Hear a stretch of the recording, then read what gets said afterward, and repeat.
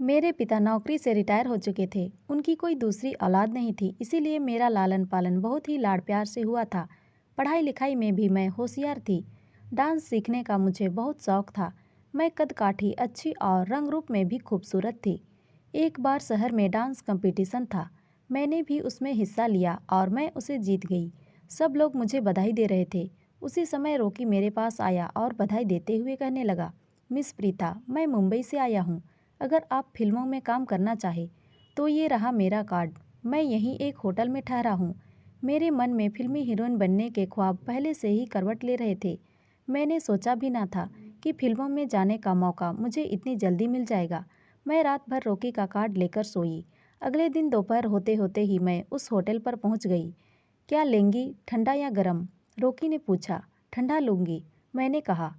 Rocky ने waiter को ठंडा लाने का ऑर्डर दिया। इस बीच उसने मुझको कई एंगल से देखा। रॉकी ने मेरी आंखों में देखते हुए कहा, मिस प्रीता, मैं यहाँ फिल्मों के लिए नए नए चेहरे की तलाश में आया हूँ।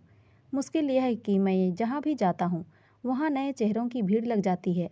मैं हर किसी को तो हीरोइन बना नहीं सकता। जिसमें टैलेंट होगा वही तो फिल्मों में आ सकेगी। मेरे बारे में आपकी राय क्या है? मैंने शर्माते हुए रॉकी से पूछा। रॉकी ने कहा, तुम्हारा गोरा भरा पूरा बदन है, फिगर अच्छा है, तुम्हारे मुस्कुराने पर गालों में जो यह गड्ढे बनते हैं वे भी लाजवाब हैं। डांस में तो तुम होशियार हो ही। रही एक्टिंग की बात तो एक्टिंग ट्रेनिंग ज्वाइन करवा दूंगा। रॉकी को लगा कि चिड़िया फंस रही है। उसने मेरी ओर देखते हुए फिर से कहा, मिस प्रीता, मुझ पर भरोसा रखो। मैं आज रात को मुंबई जा रहा हूँ। 2 दिन बाद मेरे इस पते पर आ जाना। साथ में कोई ज़्यादा सामान लाने की ज़रूरत नहीं है। मैं वहाँ सारा इंतजाम कर दूंगा। अभी अपने घर परिवार या फिर यार दोस्तों को भी मत बताना। मेरे ऊपर रॉकी की बातों का जादू की तरह असर हुआ। मैं अभी से अपने आप को फिल्मी हीरोइन समझने लगी थी।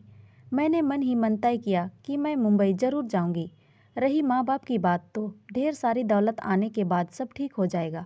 आज रॉकी को गए तीसरा दिन था। मैंने चुपचाप मुंबई जाने की तैयारी कर ली। स्टेशन पर पहुंचते ही मैंने रॉकी को फ़ोन कर दिया कि मैं सुबह की गाड़ी से मुंबई आ रही हूँ। रॉकी ने मुझे स्टेशन पर मिलने के लिए कहा। मैं पहली बार मुंबई आई थी। स्टेशन पर उतरते ही मुझे रॉकी मिल गया। स्टेशन के बाहर निकलते ही रॉकी ने मुझको कार में बैठाया और कार तेजी से चल दी। रॉकी मुझको एक आलीशान बंगले में ले गया। मेरी आंखें भी बस उस बंगले को देखकर चौंक गई। रॉकी ने कहा, मिस प्रीता, आप थकी हुई हैं, नहा धोकर आराम कर लीजिए। मैं शाम को आऊँगा। शाम को 8 बजे से पहले ही रॉकी आ गया। उसने मुझको बड़े ध्यान से देखा और बोला, मिस प्रीता, वैसे तो सब ठीक है, पर तुम्हें यहाँ कुछ खास लोगों से मिलना होगा। पहनने को कुछ बढ़िया कपड़े भी चाहिए। वैसे मैं खरीदारी करवा दूंगा। मिस्टर विक्रम भट्ट फिल्मी इंडस्ट्री की जानी मानी हस्तियों में से एक है। वे दर्जनों फिल्में बना चुके हैं। बहुत ही कामयाब कलाकार हैं। रॉकी ने प्रीता को गाड़ी में बैठाया और थोड़ी ही देर में हम समुद्र के किनारे बने होटल में जा पहुंचे। विक्रम भट्ट वहां पहले से ही मौजूद था। रॉकी ने मेरा परिचय कराया। विक्रम मुझको देखकर बहुत खुश हुआ। एक अनछुई कली उससे मिलने वाली थी। विक्रम ने रॉकी से कहा, क्या लेंगे, ठंडा या गर्म? रॉकी ने कहा, कल की होने वाली हीरोइन हमारे सामने है। आज तो कुछ यादगार पार्टी हो जाए। आज का मेन्यू मिस प्रीता की पसंद का ही होगा। मैंने केवल ठंडा पीने की हामी भर दी। ठीक है, आज हम भी मिस प्रीता की पसंद का ही ड्रिंक लेंगे। विक्रम ने वेटर को ठंडा सॉफ्ट ड्रिंक लाने का ऑर्डर दिया। थोड़ी ही देर में वेटर ने टेबल पर ड्रिंक सजा दिया। रॉकी ने गिलास में ड्रिंक डालते हुए कहा, मिस प्रीता, यह फिल्मी दुनिया है। यहाँ कुछ दिखावा करना पड़ता है। सामने देखो, फिल्मी हस्तियाँ बैठी हुई हैं, अपना मनोरंजन तो कर रही हैं, साथ ही अपने हाव भाव से दूसरों को भी लुभा रही हैं। मैंने एक बार फिर होटल में उठते हुए मादक माहौल को देखा। वहाँ की बातचीत और हवा में एक अजीब सी गंध तैर रही थी। हम तीनों लोग ठंडा पीने लगे। इसी बीच रॉकी ने मेरे गिलास में एक पुड़िया घोल दी जिसे मैं नहीं देख सकी। विक्रम ने मुझको तिरछी नज़रों से देखा और कहा, मिस प्रीता, हम लोग फिल्मों में करोड़ों रुपये लगाते हैं।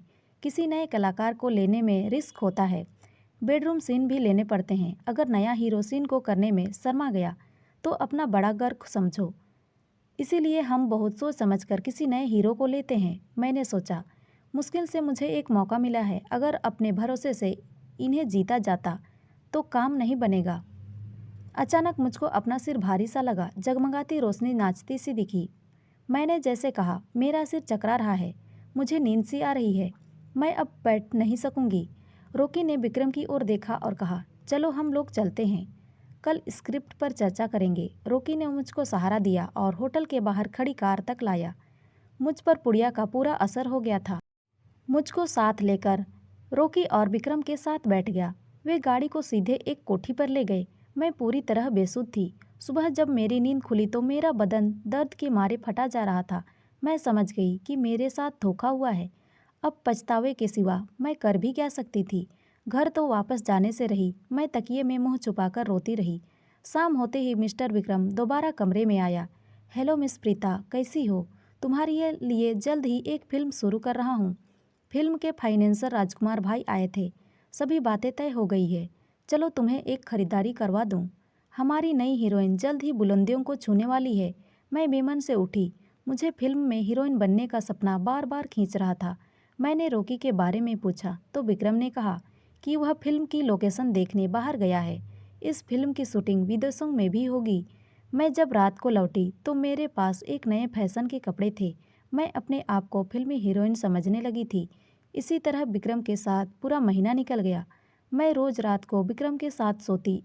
एक दिन विक्रम ने मुझसे कहा, प्रीता, मैं फिल्म के सिलसिले में बाहर जा रहा हूँ। इस बीच राजकुमार भाई आएंगे, वहीं फिल्मी ट्रेनिंग भी दिलवाएंगे। मेरे लौटने पर फिल्म का भव्य मुहूर्त होगा। राजकुमार भी मुझको फिल्मी ख्वाब दिखाते रहे। इस बीच ना तो रॉकी लोकेशन देखकर लौटा और ना ही विक्रम विदेश से। जो खेल रॉकी मेरे साथ खेलता रहा वही खेल राजकुमार ने भी खेला। मुंबई आने पर मैं पहली बार 2 दिन तक अकेली रही। दोपहर का समय था। मैं चिंता में डूबी एक मैगजीन पलट रही थी कि बाहर की घंटी बजी। मैंने दरवाज़ा खोला तो दरवाजे पर कुछ दादा टाइप के लोग खड़े थे। उन्होंने मुझसे कहा, मैडम, ये कोठी खाली कर दीजिए, इसका एग्रीमेंट ख़त्म हो गया है। किराए पर थी। मैं कहाँ जाऊँ, यहाँ तो मेरा कोई भी नहीं है। मिस्टर विक्रम और राजकुमार भाई को आ जाने दीजिए। विक्रम और राजकुमार अब कभी नहीं आएंगे। और रॉकी? देखिए मैडम, रॉकी आपको कहाँ मिलेगा? वह तो नए चेहरे की तलाश में पूरा हिंदुस्तान घूम रहा होगा। देखिए, मुझे कुछ तो समय दीजिए। यहाँ मेरा कोई नहीं है। अपना कुछ इंतजाम करती हूँ। आपकी बड़ी मेहरबानी होगी। ठीक है, हम आज दिन का समय देते हैं। कल इसी समय आएंगे। अगर यहाँ से नहीं जाओगी तो धक्के मारकर तुम्हें बाहर निकाल देंगे। यह मुंबई है, मुंबई। ध्यान रखना मैडम। मेरे पैरों से ज़मीन खिसक गई। मुझे ध्यान आया कि इस बीच मिस शीला से मेरी मुलाकात हुई थी। उसने कहा था कि जब ज़रूरत हो तो मुझे याद करना। शीला का कार्ड मेरे पर्स में था। मैंने फ़ोन किया। मैं प्रीता बोल रही हूँ। ओ प्रीता, कैसी हो? बोलो, क्या बात है? मैंने रोते रोते फ़ोन पर सारी बातें बता दी। शीला ने कहा, मैं जानती थी कि एक दिन तुम्हारे साथ भी वही होगा जो मेरे साथ हुआ था। यह अच्छे भले घर की लड़कियों को फिल्मी दुनिया के ख्वाब दिखाते हैं। तुम्हारी तरह मैं भी इनके चंगुल में फंस गई थी। हीरोइन तो बन नहीं सकी लेकिन कॉल गर्ल बन गई थी। मैं रॉकी के साथ तुम्हें पहले दिन ही देखा था। मुझे भी यही रॉकी का बच्चा हीरोइन बनाने के लिए लाया था। अब मैं घर की रही ना घाट की। तू ऐसा कर, मेरे पास आ जा और मेरी रूम पार्टनर बन जा। शाम को मुझे कहीं निकलना है। फ़ोन पर फ़ोन आते हैं, समझ गई ना? फिल्मी सेटिंग पर चलना है। मेरी और तुम्हारे जैसी ना जाने कितनी ही लड़कियां इस महानगरी में आ गई और कितनी ही आने वाली हैं। यह सिलसिला कब रुकेगा कहा नहीं जा सकता। आज भी रॉकी जैसे कई दलाल फिल्मी हीरोइन बनाने के लिए नए नए चेहरों की तलाश में हैं। मैं मन ही मन अपने आप को कोस रही थी। तो दोस्तों, ये कहानी आपको कैसी लगी कमेंट में ज़रूर बताएं और अच्छी लगी हो तो लाइक, शेयर और सब्सक्राइब ज़रूर करें। धन्यवाद।